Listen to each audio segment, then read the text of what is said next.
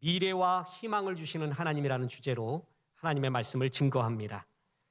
팔다리 없이 몸통으로만 살아가면서 우리 온 인류에게 기적과 감동을 주는 호주 아저씨 닉 부이치치.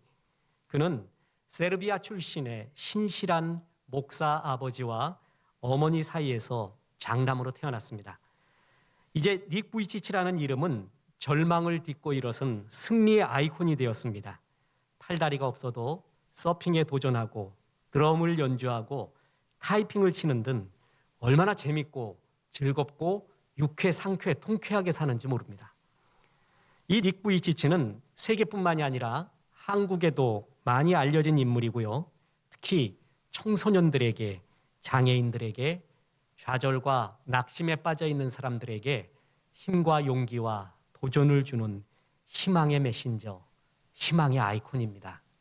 그가 희망을 찾고 행복할 수 있었던 두 가지 이유를 그 스스로가 고백합니다. 하나는 자기 주변에 사랑하는 사람이 있었습니다. 목사인 아버지와 어머니는 어린 시절부터 그를 끝없이 축복을 했습니다. 넌 하나님의 고귀한 존재, 복의 근원이 되고 귀중한 하나님의 보석이라고 축복하며 그를 기쁘게 하고 그를 사랑했습니다. 주변에 그를 친구를 비롯한 사랑하는 사람이 곁에 있었습니다. 그가 행복할 수 있는 첫째 이유였고요. 두 번째는 그가 나이를 들어가면서 하나님이 주신 희망, 하나님이 이 땅에 태어나게 하신 비전을 발견하게 되었습니다. 그때부터 그가 타오르기 시작을 합니다. 그래서 지금 그 비전대로 희망의 메신저가 되어서 많은 사람들, 특히 힘과 용기를 잃어버리고 좌절과 낙심에 빠져 있는 많은 사람들에게 희망을 전해주는 거룩한 복의 통로가 되었습니다. 사랑하는 하나님이 있고요. 사랑하는 사람이 있고요. 그 하나님이 우리에게 비전을 주시는 한 우리는 이 땅을 눅눅하고 낙심하고 좌절하며 살아갈 필요가 없습니다. 우리는 닉 이상으로 더 희망스러운 복의 통로가 되고 거룩하고 행복하고 아름답고 잔이 넘쳐서 많은 사람을 복되게 하는 복의 통로로 살 수 있습니다. 오늘 본문은 그것을 말씀해 줍니다. 오늘 본문은 첫째, 하나님은 우리에게 미래와 희망을 주시면서 우리를 살려주신다라는 것을 말씀하고 있습니다. 오늘 본문의 배경은 바벨론에 의해 멸망당한 유다 백성들이 포로로 끌려가게 되는 상황. 그 상황 속에서 자신들이 범죄하여 나라가 망하고 이러한 안타까운 일을 당했음에도 불구하고 그들은 회개하지 않고 하나님께 불평했습니다. 하나님이 살아계시다면 어떻게 우리를 이 모양으로 내버려 둘 수가 있겠는가 따지는 사람도 있고요. 하나님이 자신들을 버렸다고 생각하는 사람도 있고요. 무엇보다 이들을 휩싸고 있는 것은, 이들을 포대기로 감싸고 있는 것은 희망이 없음, 좌절이었습니다. 이 가운데 예레미야는 눈물의 선지자였습니다. 조국의 멸망을 보고 이런 멸망의 감에도 불구하고 회개하지 않고 죽게 돌아오지 않는 완악한 백성을 보고 그는 끝없이 눈물을 흘렸습니다. 구약의 여러 선지자들의 별명들 그리고 붙여진 별칭들이 있는데 예레미야의 별칭은 눈물의 선지자였습니다. 눈물은요 원래 사랑할 때 나오게 됩니다. 사랑하지 않잖아요? 그럼 아프지도 않아요. 사랑해서 아픈 거고 사랑해서 눈물이 나와요. 사랑해서 잠을 못 자는 것입니다. 조국의 멸망과 그 영혼들의 안타까움을 볼 때 예레미야는 한없이 울어댔습니다. 그런 예레미야에게 하나님이 편지를 한 통 쓰라고 합니다. 포로 생활의 이스라엘 백성에게 그대는 편지를 써다오. 그리고 그 편지의 주제가 무엇이냐 하면 바로 미래와 희망이었습니다. 보십시오. 예레미야 29장 11절 여호와의 말씀이니라 너희를 향한 나의 생각을 내가 아나니 평안이요 재앙이 아니니라 너희에게 미래와 희망을 주는 것이니라. 우리가 암송했던 귀한 구절 아닙니까? 이때 이 구절에서 아노키, 나의, 내가라는 단어가 두 번이나 반복되고 있습니다. 누가 뭐래도 내가 반드시 이룰 것이다. 내가 이 일을 할 것이다. 하나님의 의지의 확인이 나라는 말이 여기에 두 번이나 나오게 됩니다. 그리고 너희를 향한 나의 생각이라고 할 때 그 생각이 히브리어로 하샤브라고 하는데 이거는 숙고된 플랜, 계획이라는 말입니다. 그래서 이 구절을 더 번역에 맞게 사역을 해본다면은 너희를 향하여 내가 숙고하고 있는 계획을 내가 온전히 알고 이루리니 이는 화가 아니라 평강이요 너희에게 훗날이 있고 소망이 있는 것이니라. 너를 향해 계획이 있대요. 이 계획은 순간적으로 기분상 나온 게 아니라 오래전부터 숙고한 나의 계획이래요. 그리고 이것은 반드시 이룰 것이래요. 그것이 뭐냐면 너희에게 미래가 있고 희망을 주는 것이다. 그리고 이 약속의 말씀처럼 이 편지처럼 이스라엘은 돌아오게 됩니다. 그것이 다음 구절에 나오죠. 14절입니다. 이것은 여호와의 말씀이니라. 나는 너희들을 만날 것이며 너희를 포로된 중에서 다시 돌아오게 하되 내가 쫓아 보내었던 나라들과 모든 곳에서 모아 사로잡혀 떠났던 그곳으로 돌아오게 하리라. 이것은 여호와의 말씀이니라. 그렇습니다. 우리를 살리는 것이 있습니다. 그것이 희망이요 비전입니다. 과거를 잊게 하는 것이 있어요. 상처를 잊게 하는 게 있어요. 여러분 과거요 상처요 쉽게 잊혀지지 않습니다. 그거 쉽게 이긴다고 얘기하는 사람은 거짓말입니다. 그런데 성경에서 우리의 과거와 상처와 아픔을 잊게 하는 것이 있다고 합니다. 그게 현재의 비전, 주께서 내게 주시는 희망과 내일입니다. 그걸 잡으면 비로소 이기게 됩니다. 이 지난 일을 이길 수 있는 강한 사람은 이 세상에 별로 없습니다. 상처와 실패와 좌절과 지금의 낙심과 초라함, 미래의 두려움을 다 이길 수 있는 사람 별로 없습니다. 이걸 이길 수 있는 유일한 것은 비전입니다. 하나님이 주시는 희망, 그 비전 바라보잖아요. 그럼 그것을 잊게 만듭니다. 서점에 가보면 예나 지금이나 반드시 죽지 않는, 꺼지지 않는 불꽃 같은 유행 따라서 책도 많이 변하거든요. 근데 변하지 않는 책의 부류 하나가 있어요. 그게 자기계발서라는 것입니다. 각 분야에서 이른바 성공한 사람, 성공을 향해 가고 있는 사람, 아니 실패한 사람, 나름대로 자기의 영역에서 교훈을 주는 사람들이 써놓은 책들이 자기계발서라는 게 있거든요. 이 자기계발서는 양날의 칼입니다. 위험성도 있고 유익도 있어요. 비성서적인 것도 있고 하나님이 일반 은총으로 교훈을 주게끔 하는 책도 있습니다. 이 구별을 잘해야 돼요. 그 많은 자기계발서 책들을 읽어봤습니다. 그중에 하나가 남아요. 한 책이 남고요. 한 문장이 남아서 이제껏 읽은 자기계발서 중에 가장 감동적인 것이 이거구나. 그런데 너무 평범한 거예요. 성공하면 과거를 묻지 않는다. 그 문장 하나입니다. 과거에 연연하지 마라. 지금 현재에 집중해라. 네가 현재에 승리하면, 성공을 이루면은 과거에 뭘 했던, 어떤 상처가 있건 어떤 넘어졌건 그건 다 추억이고 성공을 향한 계단이었고 아무것도 아니다. 아무도 생각하지 않는다. 과거의 너를 생각하지 않는다. 지금의 너를 바라본다. 너는 지금에 집중하라. 바로 그 얘기였습니다. 굉장히 성경적입니다. 지금이 중요합니다. 뒤돌아보면 소금 기둥됩니다. 이길 수 있는 길은 하나님이 지금 내게 주신 비전이에요. 내게 주신 희망이고 내게 주신 미래입니다. 이거를 붙잡을 때 우리는 과거를 이길 수 있고 지금의 두려움과 지금의 염려를 이길 수 있는 길이에요. 우리를 살리는 길이 이거예요. 그래서 하나님은 이걸 너무나 잘 알기 때문에 내가 너를 살리고 싶다. 포로된 너를 살리고 싶은데 너를 향한 계획이 있는데 그 계획이 뭐냐 하면 미래, 꿈, 이런 비전을 주는 것이다. 주님이 그 말씀을 합니다. 성령께서 이 땅에 하시는 일이 뭐죠? 성령에 대한 역할을 가장 잘 표현한 구절 중에 하나인 사도행전 2장 17절 보십시오. 하나님이 말씀하시기를 말세에 내가 내 영을 모든 육체에 부어주리니 너희 자녀들은 예언할 것이요 너희 젊은이들은 환상을 보고 너희 늙은이들은 꿈을 꾸리라. 이걸 볼 때 색깔로 표현해 보세요. 어떤 색깔이 떠오릅니까? 푸른 색깔이에요. 봄이 막 피어나는 눈녹색 색깔 아닙니까? 보십시오. 젊은이들에게 예언, 자녀들이 예언, 젊은이들이 환상, 꿈을 꿀 수 없는 늙은이들이 꿈, 전부 뭐예요? 하나님이 희망을 주신다는 거죠. 비전을 주신다는 거예요. 성령이 제대로 내 속에 역사하게 되면 그 사람은 이런 꿈으로, 푸른 비전으로, 희망으로 불타오르게 됩니다. 그게 자신을 살려갑니다. 고난은 베드로 후서에 의하면 크게 세 종류예요. 거의 대부분이 죄로 인한 고난이에요. 또 하나 해석 불가한 애매한 고난이 있어요. 또 하나는 하나님의 것을 택했기 때문에 오는 고난, 세 종류가 있거든요. 어떤 고난을 당하든 간에 하나님은 이런 고난 중에서 희망을 주기를, 비전을 주기를 원하는 분입니다. 우리 고난의 바이블이 있지 않습니까? 시험 당할 때에 뭐라고요? 감당할 만한 시험 당함, 감당할 만한 고난만 허락한다.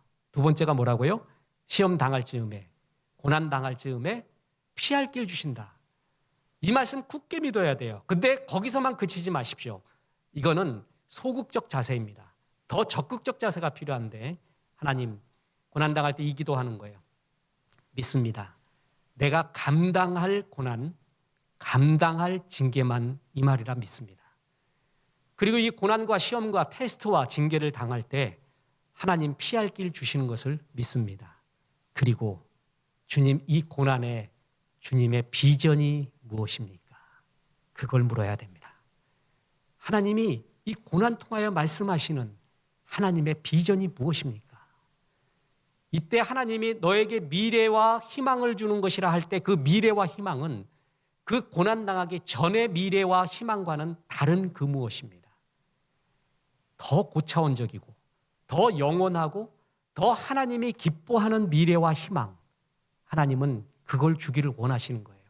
그래서 그걸 물어야 됩니다. 무엇을 주시기를, 무슨 비전을 품기를 원하십니까? 하나님은 반드시 그 고난을 이런 비전, 희망과 미래를 주면서 극복하게 해주신다는 것입니다. 봄을 이기는 겨울은 없습니다. 하나님이 주시는 희망을 이기는 절망은 없습니다. 아무리 기가 막힐 수렁에 빠져 있어도요, 별은 보입니다. 반드시 보입니다. 아무리 기가 막힐 수렁과 웅덩이에 빠져 있어도 하나님이 주시는 희망은 반드시 빛납니다. 그걸 붙잡아야 됩니다. 그리고 주님은 그거를 주려고 하신다는 것입니다. 마귀는 인간을 죽이는 방법을 합니다. 무기력하게 만드는 방법을 합니다. 살았으나 죽은 사람같이 살게 하는 방법을 합니다. 희망을 뺏어가는 거예요. 내일을 뺏어가는 거예요. 그러면 살아있으나 죽은 자 같은 그런 존재로 살아가게 됩니다. 하나님은 살리는 존재입니다. 어떻게 살리시는가? 희망, 소망, 비전을 주어서 살린다는 것입니다. 그래서 시편 119편 49절에 보면 주의 종에게 하신 말씀을 기억하소서 주께서 내게 소망을 가지게 하셨나이다. 하나님은 나에게 꿈을 줘요. 소망을 줘요. 목사도요, 이렇게 묵상을 할 때 언제 살아나냐 하면 주께서 변함없이, 어김없이, 틀림없이 주신 비전, 그 소망을 바라보잖아요. 그럼 내가 이러고 있으면 안 되지. 그러고 막 살아나요. 할 일이 너무 많아요. 주께서 내게 소망이 있게 하셨나이다. 이 소망에 대해서 누구보다도 갈망했던 나라가 이스라엘입니다. 2000년 이상 디아스포라로 흩어져 살면서 그들은 정말 제일 필요한 것이 인생의 희망이라는 것을 알았습니다. 그래서 나라를 만들었잖아요. 그래서 국가를 만들었어요. 애국가. 그 국가의 제목이 뭔지 아세요? 이스라엘의 국가. 하티크바, 희망이라는 뜻입니다. 이스라엘 국가는 1절밖에 없습니다. 2절, 3절을 만들려고 했더니 1절이면 족합니다. 1절 하나면 족해요. 2절, 3절 불러서 1절을 망가뜨리지 맙시다. 그 1절, 하티크바, 희망이라는 구절. 이스라엘의 최고의 꿈이었고 그것이 이루어졌고 이 희망을 계속 지켜가겠다는 다짐을 국가를 부르면서 그들은 다짐합니다. 거기 이런 구절이 나옵니다. 이 마음에 유대인의 영혼이 여전히 갈망하는 한 저 멀리 동방의 끝을 향하여 시온을 향하여 바라보고 있는 한 우리의 희망은 아직 사라지지 않았네. 2000년간 이어온 오랜 그 희망은 우리의 땅에 속박없는 나라를 세우리라는 그 희망, 시온과 예루살렘의 그 땅에. 얼마나 희망이 사람을 살리는지, 나라가 살리는지. 이 세상에서 제일 멋진 존재가 뭔지 아세요? 만나면 희망을 주는 존재예요. 꿈을 주는 존재예요. 그런 사람 만나면 그렇게 좋을 수가 없습니다. 사람은 꿈과 희망 이야기하면 살아나게끔 되어 있어요. 내가 너를 향한 오래된 계획, 오랫동안 생각한 계획이 있는데 현재의 평안이요, 미래와 희망을 주는 것이라. 이것이 주님이 우리를 향한 마음이었대요. 희망이라는 두 글자요. 이걸 한 글자로 바꿔보세요. 꿈입니다. 세 글자로 바꿔보세요. 가능성입니다. 네 글자로 바꿔보세요. 일어서라입니다. 마귀는 꿈을 뺏어갑니다. 우리를 죽이려고 합니다. 하나님은 그 어떤 경우라도 꿈과 희망을 주면서 우리를 살리려고 하는 존재. 그래서 우리는 어떤 고난을 당해서도 주님, 이 가운데 희망이 뭐고 주님 비전은 무엇입니까? 물어보기 시작해 보십시오. 그러면 이 고난과 이 어려움의 다른 해석들이 나오기 시작을 합니다. 자, 그래서 우리는 두 번째 교훈이자 중요한 결론을 본문에서 알 수 있습니다. 이 희망을 간절히 간구하라, 기도하라라는 것입니다. 이 하나님이 미래와 희망을 주시는 것이 거저 주어지지 않습니다. 그 다음 구절을 보십시오. 보세요. 여호와의 말씀이니라. 너희를 향한 나의 생각을 내가 아나니 평안이요 재앙이 아니니라. 너희에게 미래와 희망을 주는 것이니라. 너희가 내게 부르짖으며 내게 와서 기도하면 내가 너희들의 기도를 들을 것이요 너희가 온 마음으로 나를 구하면 나를 찾을 것이요 나를 만나리라. 내가 너에게 이런 꿈과 희망을 주고 싶어 하는데 그 다음에 너희는 뭘 하라고요? 기도하라. 내게 부르짖으며 내게 와서 기도하면 내가 너희들의 그 희망의 기도를 들을 것이요 너희가 온 마음으로 희망과 비전을 나에게 구하면 내가 너에게 그것을 주리라. 바로 그 구절이에요. 하나님은 주시고자 합니다. 그것은 기도할 때, 간절히 기도할 때 이것이 주어진다라는 것입니다. 마태복음 20장에 보면은요, 이른바 포도원 일꾼의 비유가 나옵니다. 이 이야기에서 제일 땡 잡은 사람은 오후 5시에 온 사람이에요. 1시간만 일하고 온전한 싹신 한 데나리온을 다 받았거든요. 근데 거작은요, 하나님 말씀도 하나의 해석으로만 독점할 수 없습니다. 이 해석을, 이 구절을 이런 각도에서 보십시오. 오후 5시는 끝나는 시간이에요. 희망이 없어진 시간이에요. 게오르그가 지은 소설 25시에 나온 것처럼 24시의 희망이 다 끊어진 25시, 그것을 향해 가고 있는 시간이잖아요. 그런데 이 사람은요, 그 오후 5시에도 희망을 놓지 않습니다. 끝내 나가 기다립니다. 그때 선한 주인을 만나 한 데나리온, 가장의 역할을 다 할 수가 있었습니다. 끝나는 시간이라고, 이제 좌절의 시간이라고 불평하고 불만하고요, 그렇게 인생을 망가뜨리는 경우가 얼마나 많습니까? 그는 오후 5시에도 나갔습니다. 이것이 중요합니다. 저는 요번에 성경 통독을 하면서요, 막달라 마리아가 그렇게 묵상이 됐습니다. 7 귀신 들렸어요. 여러분, 사마리아 여인이 남편 5이 있었잖아요. 그리고 지금 있는 남편도 네 남편 아니래요. 이 남편 5 있었던 사람의 이야기는 우리가 조금 이해할 수 있습니다. 어떤 이야기도 할 수 있어요. 그죠? 주변에서도 많이 보니까. 근데 귀신 7 들렸다는 것은 우리의 영역 밖입니다. 무슨 얘기인지를 모르겠어요. 어떻게 해서 귀신이 들렸는지 모르겠고요. 귀신 하나가 아니라 7 들렸다면 무슨 삶의 변화가 있을까? 그때 그의 자의식이 있을까? 그런 어떤 생각을 하고 어떤 희망이 있을까? 그것은 생각 밖이에요. 생각할 수가 없는 영역이에요. 귀신 7이나 들렸던 기구한 운명의 막달라 마리아. 기가 막힙니다. 왜? 남들이 안 걸리는, 남들이 체험하지 않는, 남들이 겪지 않는 이런 일을 내가 겪고 있는가? 그런데 이때 예수님을 만나잖아요. 그래서 귀신이 나갔어요. 회복이 되는 거예요. 이것처럼 기쁜 게 어디 있을까요? 그런데 그 다음이 중요해요. 그 예수님이 십자가에 죽어버렸네? 보십시오. 내 귀신 다 나갔어요. 이제 새로운 삶이 시작되는 줄 알았는데 나를 이렇게 회복시켜 주신 그 주님이 십자가에 무기력하게 죽었단 말이에요. 이 여인이 느꼈을 그때의 상실감, 그때의 무기력, 그때의 두려움을 한번 생각해 보세요. 예수님 돌아가셨다. 귀신 다시 들어올 수도 있겠다. 아니, 전에는 7 들어왔는데 이제 더블로 들어오면 어떡하냐? 14이 들어오면 어떡하냐? 내 감당 안 된다. 나에게 지금 남은 복이 있다면 7 귀신이 아니라 한 2만 들어오면 좋겠다. 3만 들어오면 좋겠다. 그런 의식과 생각이 없겠습니까? 그런 두려움이 없겠어요? 있죠. 분명히 있을 거예요. 사람은 회복될 때 다시 무너질 때가 더 힘든 것이에요. 그런 두려움이 있었거든요. 이때 막달라 마리아의 위대한 믿음이 나옵니다. 그는 예수님의 십자가까지 쫓아갑니다. 그리고 무덤까지 갑니다. 향유를 바르려고 합니다.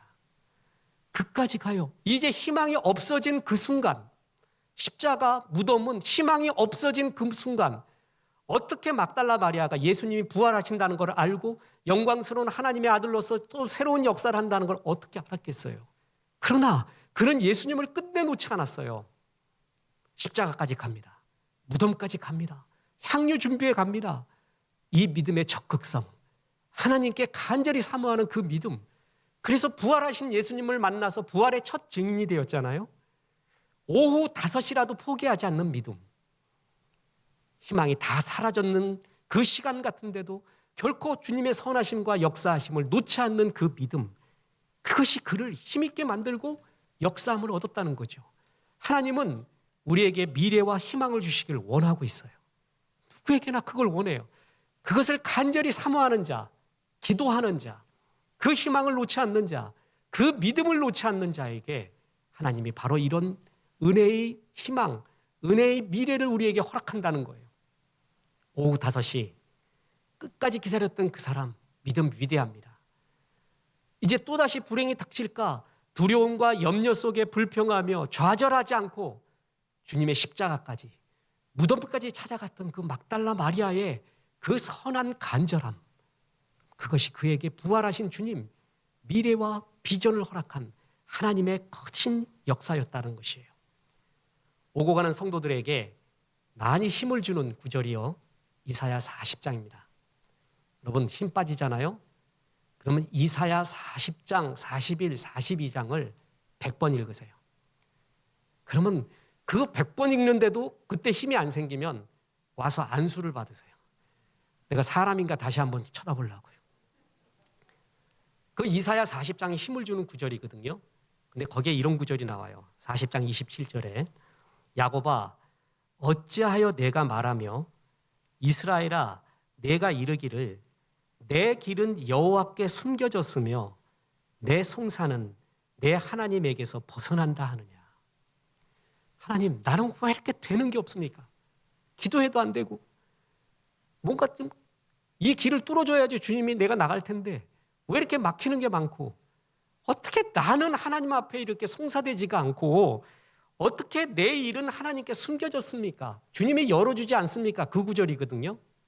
근데 그 다음에 나오는 구절이요, 40장 31절 보세요. 오직 여호와를 앙망하는 자는 새 힘을 얻으리니 독수리가 날개치며 올라감 같을 것이요 다른 박질하여도 곤비하지 아니하겠고 걸어가도 피곤치 아니하리로다. 이거 유명한 구절 아닙니까? 이사야 40장 31절이에요. 이 구절이 나오게 된 컨텍스트가 40장 27절이에요. 그 전에 아무리 송사해도, 아무리 기도해도, 아무리 부르짖어도 하나님이 내 길만큼은 열어주지 않는 것 같은 그 상황, 그 상황에서 끝까지 여호와를 앙망하는 자, 그럼에도 불구하고 여호와를 앙망하는 자는 독수리의 날개치며 올라감 같을 것이요. 그 구절이 여기서 나오는 거예요. 그래도 끝까지 내 억울함 들어주지 않는다고요? 내 문은 하나님이 열어주지 않는다고요? 그래도 믿습니다, 주님. 끝까지 여호와를 앙망하라. 그때 그 여호와를 앙망하는 자는 독수리의 날개치며 올라감 같을 것이다. 그 얘기하고 있는 거예요. 내가 너에게 미래와 희망을 주기를 원한다. 너는 이 미래와 희망을 위하여 기도하라. 그때 내가 듣겠다. 그리고 이루어 주겠다. 미래와 희망을 간구하는 간절함, 그것이 얼마나 중요한지 모릅니다. 닉 부이치치는 사랑하는 어머니 아버지의 기도와 축복, 그리고 선한 하나님의 교육.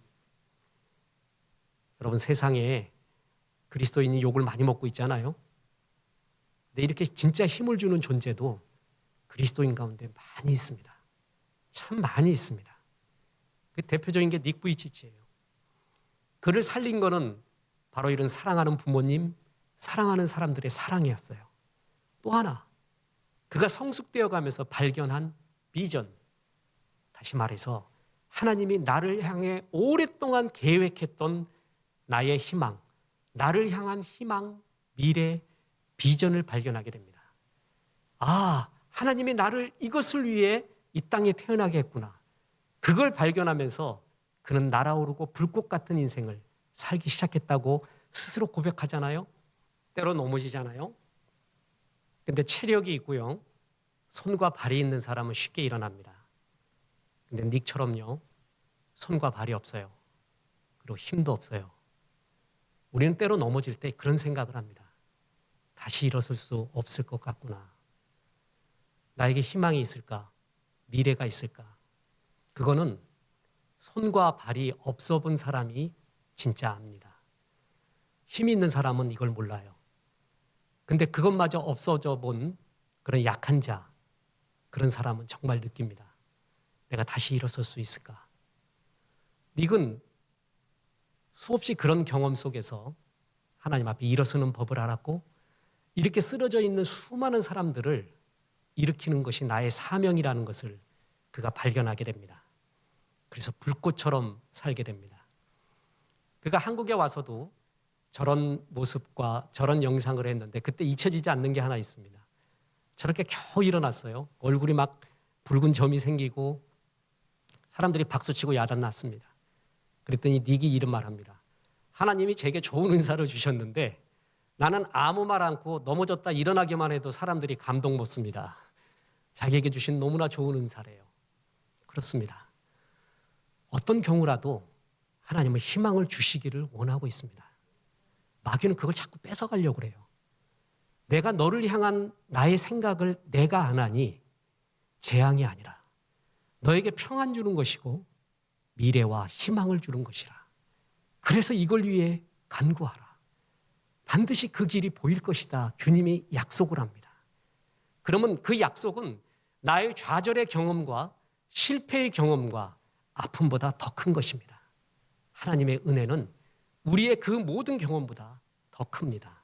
우리 그 말씀을 믿고 일어설 수가 있다라는 것입니다.